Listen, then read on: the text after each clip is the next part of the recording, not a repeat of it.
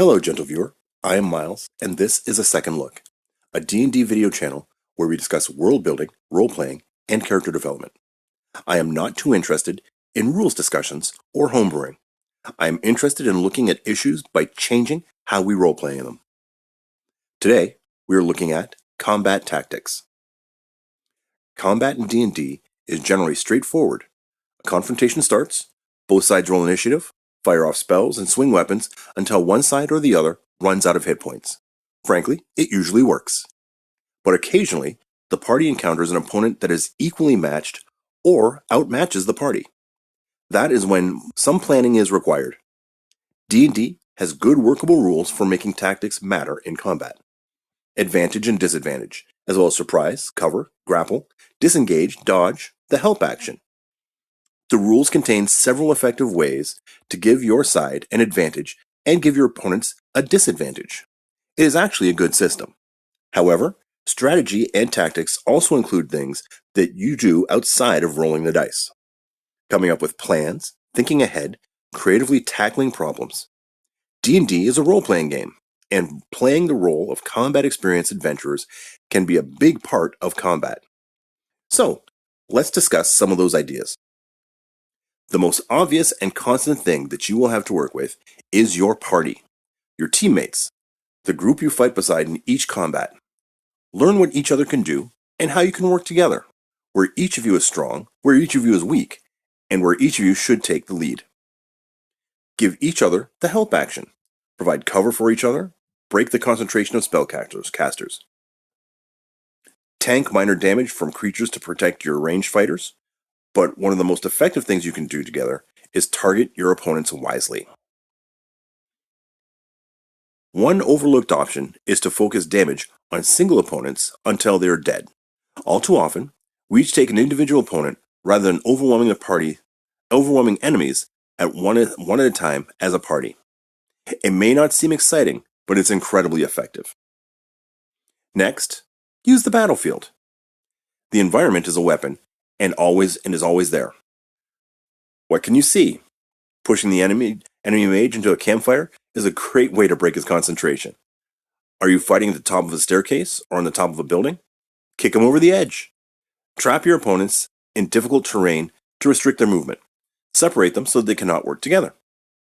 A personal favorite of mine is trapping opponents in choke points or areas that limit them. 4 people can take on 100 enemies if those enemies have to come through a hallway or better yet a doorway, one at a time.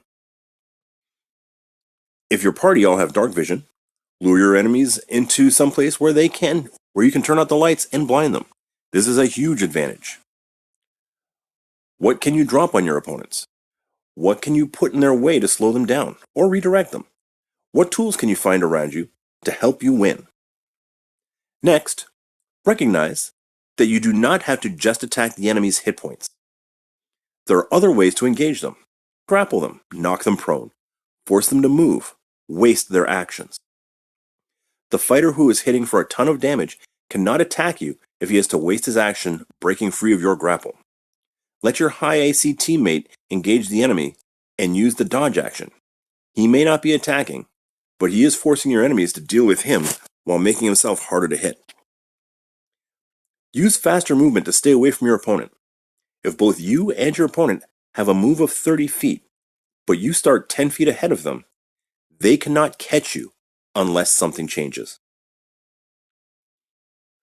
Block a magic user's line of sight. If they cannot see you, they often cannot target you. A simple blanket can do that in many cases. Be creative with how you attack your opponents. That super tough warrior in the plate armor on the dock may be dangerous, but he will drown if you knock him into the lake. That armor will drag him to the bottom. Always remember, you can attack more than just your opponent's hit points.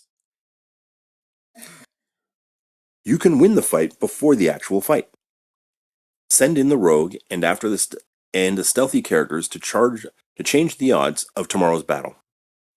You can deal with spellcasters by taking their spell focus items. Use the rogue to steal the mage's spellbook. Take the paladin's magic sword while he sleeps. Cut the straps on the fighter's armor. Foul their healing potions and poison them before the fight ever even begins. The last thing I want to talk about is this. What do you have in your backpack? There are easy and inexpensive things you can bring with you that can make the difference between winning and losing a fight. A few vials of oil are always useful. Pour them on stairs or throw them at an opponent and light them up. Jam an iron spike between a closed door and the frame, and it's effectively locked. 25 feet of rope has endless uses. You want to one-shot a wizard? Grapple him and toss a set of manacles on his wrists. No more somatic spells for him. I hope this has inspired you to try different strategies and tactics in your next combat. I have barely scratched the surface of what is possible. Come up with fun and effective ways for your characters to engage their enemies, and you may be surprised at how much more interesting combat becomes. Please hit the like and subscribe buttons, and thank you for watching a second look.